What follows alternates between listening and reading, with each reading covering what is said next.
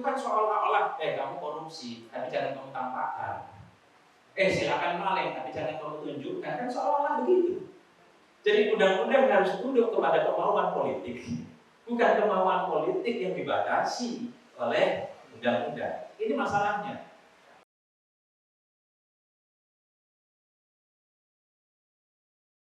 Saya berpindah dulu ke Bang Tony sebelum ke Bang Refli. Dampak dari ini semua, dampak dari terbongkarnya kasus ini, yang kemudian efek dari apa yang masyarakat rasakan, batin masyarakat ini seperti apa ini, Bang Tony? Kira-kira ada kemarahan nggak diam-diam dari masyarakat ini, atau ada potensi rame-rame jangan bayar pajak? Tapi saya berharap bukan ke situ, tapi lebih ke kemarahan kepada para pejabat-pejabat pajak ini. Mungkin Bang Tony bisa menjelaskan lebih jauh. Ya. Assalamualaikum warahmatullahi wabarakatuh. Ayo, di sini Bang. Tahu kan? Sholat. Saya video dan Refli semua yang hadir. Kalau ditanya ada kemarahan nggak rakyat kita terkait dengan kasus ini? Kita ini kayak diskotanya. Pertanyaan balik, emang rakyat kita bisa marah? Mau marah, kasih BLT ya, ada yang marah. Mau marah, aktivisnya ya dikasih kerjaan jadi buzzer, dia juga. Ya itulah dilemanya. Mau marah, pesantrennya dibangunin, kayak marah juga. Udah tahu lah cara bagaimana melunakkan orang yang mau marah, kira-kira itu. Ya. Sehingga kemudian tidak bisa jadi marah. Tadi konsolidasi, kemudian rapat, datang orang, dibilangin, kira-kira kalau 20 M cukup nggak jadi juga. Konsolidasinya bukan. Inilah sebuah sejarah. Tahu bagaimana melunakkan orang yang punya potensi untuk marah. Jadi begini kira-kira, kita punya rumah, ada motor di dalam. Motor kita dicuri, ya kita bisa tersenyum karena apa? Disedekahkan 100.000. Jadi motor yang hilang ditukar 100.000, kita bisa senyum. Itulah kita saat ini. Bagaimana mau marah? Kecuali tunda pemilu, nah itu marah. Itu marah beneran gitu. Kecuali 3 periode itu marah beneran. Ya. Kecuali Anies Baswedan dikriminalisasi itu marah beneran. 3 hal inilah yang bisa membuat kemarahan. Yakin? Ya, saya yakin berbasis kepada teori. Kebetulan memang spesialisasi dari rumah saya di sini. Sehingga sedikit banyak agak peka dan sensitif berkaitan dengan transformasi politik berbasis kepada solidaritas sosial sehingga melahirkan konflik. Cerita tentang pajak ini kan hanya pintu, dan seringkali kita dibukakan pintu lalu kita melihat kebobrokan yang ada di dalam rumah itu. Kita masuk kemudian cerita-cerita di dalam rumah pada lagi di luar. Kerusakan kursi di dalam rumah, meja di dalam rumah, lemari di dalam rumah, begitu banyak tikus di dalam rumah. Itu hanya menjadi sebuah pembicaraan kita, kemudian kita melanggar keluar dari rumah itu dengan senyum. Apalagi kalau kita bisa mengambil sedikit sesuatu yang ada di rumah itu, senyumnya makin lebar keluar dari pintu itu. Ya. Dan terus-menerus seperti ini. Contoh misalnya Satgasus. Satgasus itu saya tahu sudah 1,5 tahun yang lalu. Kata Bang Said, ada faktor kebetulan kalau orang agama bilang ada skenario Tuhan bicara di situ terbuka. Tidak masuk akal seorang jenderal bintang 2 bisa membunuh anak buahnya di dalam rumahnya. Itu sesuatu yang tidak masuk akal.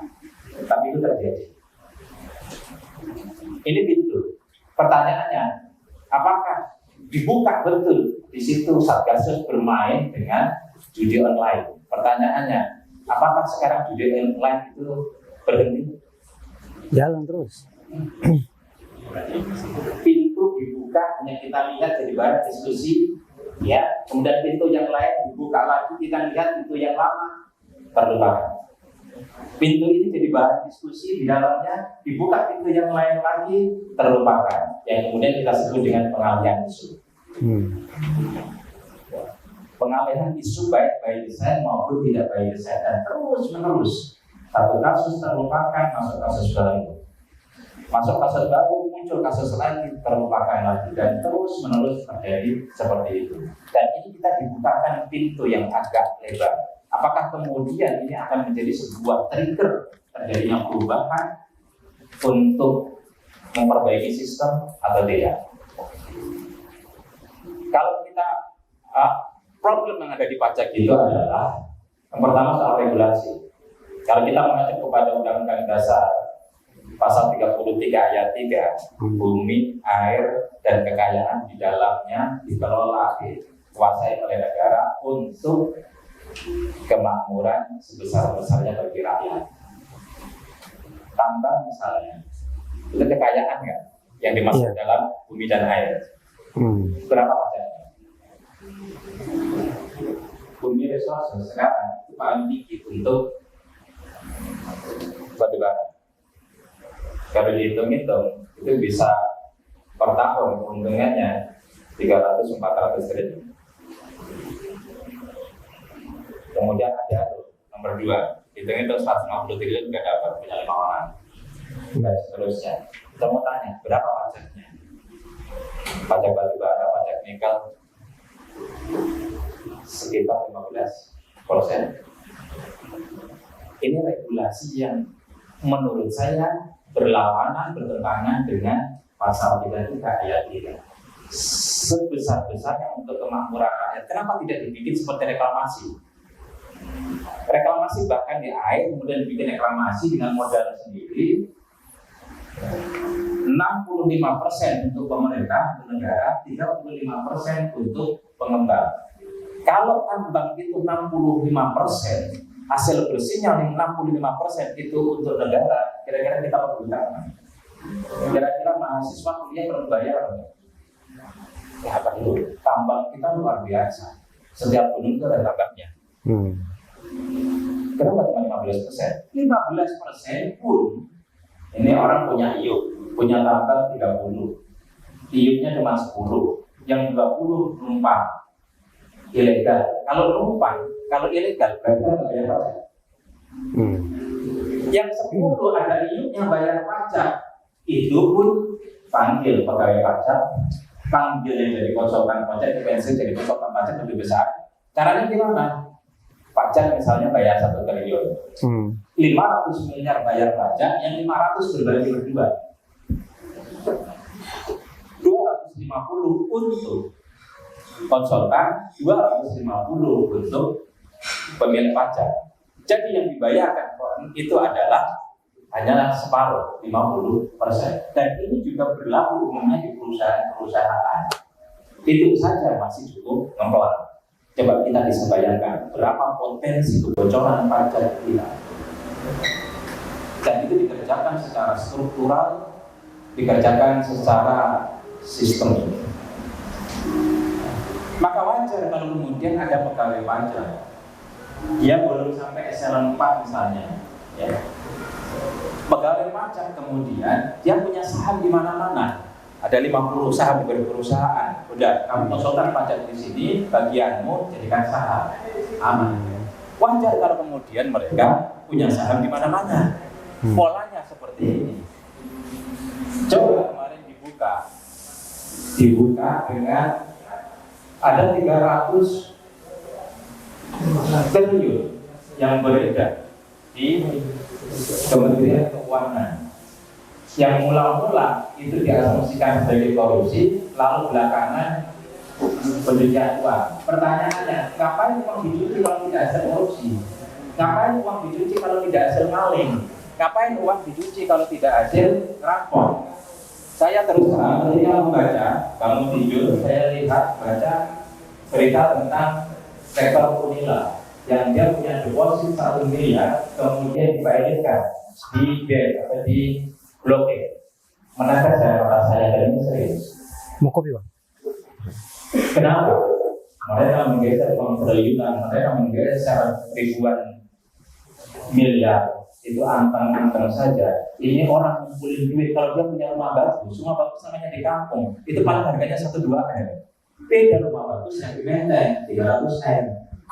Makanya kalau orang Menteng jual rumah ke pinggir, biasanya nambah jadi 3 rumah plus isinya. Ya. Siap. Kok siap? Maksudnya semangat sekali. Iya. Ini nggak punya rumah di Menteng. Jadi itulah modus yang dilakukan 1 miliar saja.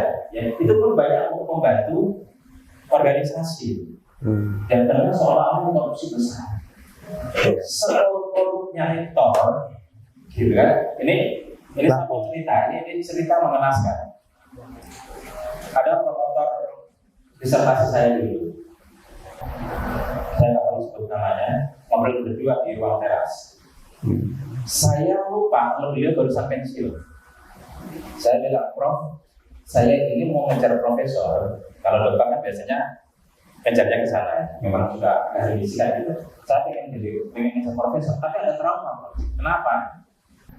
Ketika menjadi profesor itu gajinya, ya, itu 25 tunjangan ekonominya itu sekitar 25 sampai 30 juta. Di usia 65 tahun pensiun, kembali lagi dia punya gaji 4 juta hingga 4 juta. Harusnya masa tua dia menikmati hasil jerih payah dan perjuangannya, tapi justru malah menjadi miskin. Apa yang terjadi? Pingsan saat itu profesor itu. Saya teriak-teriak masuk ke rumah, ibu, profesor pingsan gitu. Saya takut kelewat. Rupanya profesor ini barusan pensiun. Ketika pensiun itu ada semacam tekanan yang luar biasa. Gaji 25 juta, kemudian masa tuanya tinggal 4 juta. Itulah nasibnya para profesor kita. Terus kemudian coba belajarlah. Ini biasanya ngajarin juga teman-teman DPR, ngajarin gimana korupsi kan. Dengan cara ngambil dikit, ya. Terus kemudian ketangkep. Seolah-olah yang besar. Memang kadang-kadang standar, ya seringkali ya. Standar akademisi, standar moralnya akademisi itu jauh lebih tinggi daripada standar moralnya para politisi. Jadi para politisi dosa 2000 dianggap 1, bahkan dianggap tidak dosa. Buktinya apa? Sudah jelas ketangkep, ya, sudah jelas menjadi masuk penjara, bisa jadi koruptor. Ya, staf khusus ada, komut ada. Nggak ada standar moral gitu, nggak ada standar etik. Tapi sekali seorang dosen, sekali seorang kiai, sekali seorang akademisi, sekali seorang rektor yang korupsi hal yang kecil, kemudian penjara. Cobalah di kampus itu ada 40 juta, itu penelitian direbutkan oleh begitu banyak orang, ya. Kemudian kalau sudah dapat itu untuk 3 orang penelitian. Itu 40 juta. Sementara mereka, para politisi, geser sana, geser sini, apalagi pegawai pajak ya, gesernya enak sekali. Ya wajar kalau pegawai pajak itu punya 40 rekening, wajar kalau pegawai pajak itu punya 50. Ini lagi-lagi satu soal regulasi. Yang kedua adalah soal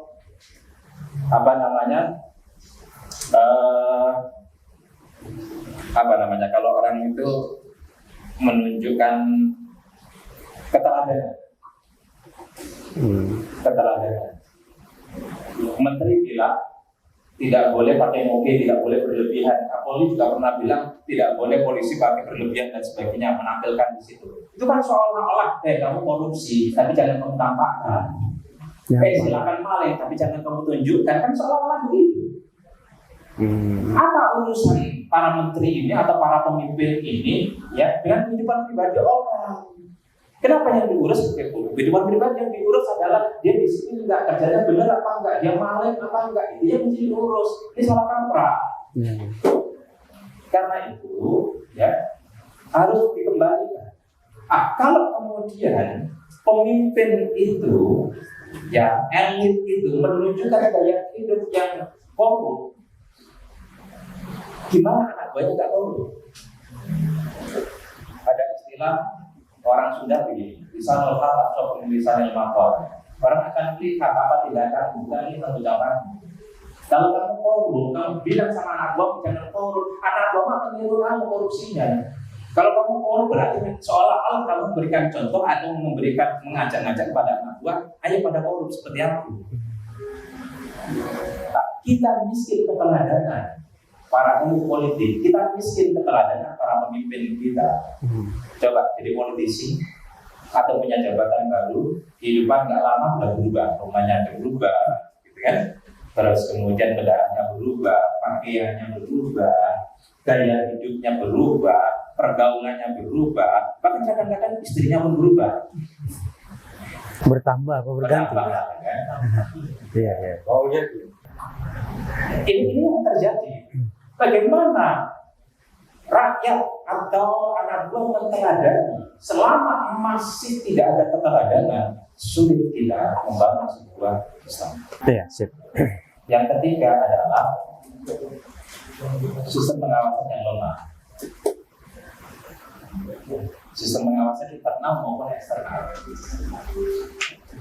Dalam konteks pengawasan mana sih yang nggak jadi nego itu?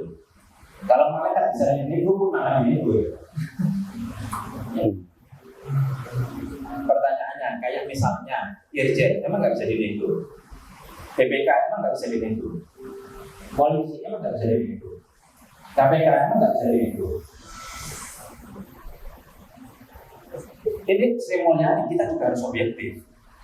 Banyak kelemahannya termasuk semua menteri sebelum Pak Jokowi dari dulu presidennya, kalau namanya dia mau dilantik, kita ada tanda tangan bahwa dia tidak merangkap jabatan mana, atau dia hanya jabatan sebagai seorang menteri. Kenapa? Kita dalam undang-undang kan tidak boleh gaji 2 kali ya. Honor boleh. Atau honor boleh. Itu lubangnya. SHU. Honor kan 30 gitu kan. Itu tanda tangan. Itu adalah SOP. Dan Pak Jokowi pada tanggal 26 bulan Agustus 2014 mengatakan tidak ada rangkap jabatan, termasuk kalau ya orang partai jadi menteri, lepaskan jabatan di partai itu, termasuk ketua umum. Tapi sekarang menteri Golkar ketua partai, terus perdagangan PAN ketua partai. Kita habis pikir mau ngomong apa lagi. Kalau kemudian diprotes itu pelanggaran, katakanlah ada rangkap jabatan pelanggaran terhadap undang-undang, undang-undangnya dirubah. Ya. Jadi undang-undang harus tunduk kepada kemauan politik, bukan kemauan politik yang dibatasi oleh undang-undang. Ini masalahnya. Jadi kalau kemudian undang-undang itu disesuaikan dengan kepentingannya, kepentingan politik, mau pakai standar apa lagi kita bernegara? Kita tidak tahu kasus pajak ini bisa nggak terjadi sebuah ledakan. Kalau Bang saya tadi semua sudah mulai nongkrong, tekanannya luar biasa, bukan hal kecil, tekanannya luar biasa dan itu bisa menekan kemana-mana. Orang sekelas Pak Mahfud MD saja, ya. Coba perhatikan. Pertama diungkap, apakah kemudian makin naik, apakah kemudian makin turun? Itu perlu dicari variabelnya yang menyebabkan atau menjadi faktor yang menyebabkan kenapa makin tinggi, makin membesar atau kemudian makin mengecil. Contoh misalnya ketika Partai Prima, kita tahu misalkan 2 hari setelah itu saya tidak dapat kabar siapa operator di belakang Partai Prima itu. Kemudian saya tulis siapa di belakang Partai Prima katanya. Ketika Partai Prima itu pertama Menko Polhukam bilang, oh kita harus dorong KPU untuk melawan itu banding. Hari berikutnya dia bilang, oh itu salah itu, pengadilan mulai keras, gitu kan? Berarti potensi ledakan besar di situ. Dan ini kan bukan yang pertama kali. Tapi kalau kemudian kita mengungkap kasus, pertama ledakan besar, kemudian makin kecil, makin kecil, ya. Apakah tekanannya besar? Apakah ini menjadi alat negosiasi? Saya harus ungkap juga kelebihan Sri Mulyani. Sri Mulyani adalah orang yang tidak tergantikan menurut dunia internasional karena percayanya pada Sri Mulyani. Di sisi lain, memang Sri Mulyani orang yang cukup berani untuk soal penganggaran. Dicari kelemahannya. Kalau penganggaran, DPR itu nggak bisa menekan Sri Mulyani. Termasuk sejumlah institusi tidak bisa menekan. Ini adalah lubang bagi mereka ya untuk membalas terhadap apa yang sudah dilakukan oleh Sri Mulyani. Ada beberapa institusi yang kemudian marah kepada Sri Mulyani. Kita juga harus objektif melihat itu. Dan ini dijadikan sebagai trigger bagi banyak pihak. Apakah kemudian yang terpenting bagi rakyat adalah ini adalah trigger terjadinya sebuah perubahan? Tapi kita nggak yakin. Kalau saya yakin ini akan terjadi perubahan regulasi atau perubahan kebijakan atau perubahan sistem di dalam Kementerian Keuangan. Tambah satu perempuan lagi ya. Sri Mulyani harus dulu. Ya. Skandal Sri Mulyani dulu. Ya. Perlu satu lagi ya. Iya. Kalau ada apa lagi? Kira-kira yakin nggak ini terjadi trigger untuk perubahan? Tapi nggak ada kan? Ini lagi survei ini sebelum mengambil keputusan. Jadi Iya. terus menerus itu dibuka, terus kita dipertontonkan, tapi terus menerus juga kita tidak pernah menjadikan itu sebagai sebuah golden moment untuk melakukan perubahan atau perbaikan sebuah sistem. Ini adalah poinnya. Dan yang terakhir itu adalah law enforcement kita yang lemah. Selama penegakan hukum itu tidak tegas, tidak proporsional, maka pelanggaran apapun akan memiliki ruang yang luas untuk memainkan dirinya. Itu kata pencitraan. Selama law enforcement itu lemah, maka karakter bangsa ini tidak akan pernah terbentuk. Karakter bangsa dibentuk oleh law enforcement. Ada jutaan ustadz ceramah, sederhana menganalogikan. Ini ada di kementerian itu kan setiap bulan ada ceramah ustadz. Iya. Asal populer, ada setengah populer, ada yang nggak populer. Iya. Ya. Setiap bulan, apalagi setiap Ramadan, ada tarawihnya juga, ada buka puasanya juga. Rutin setiap hari, bahkan ada duhanya juga. Rutin setiap hari. Pertanyaannya, ada nggak perubahan, efek perubahan dari ceramah para ustadz ini? Nah, kita seringkali menghadapi problem sistem dengan terapi individu, dan ini tidak akan pernah selesai. Terima kasih. Ya.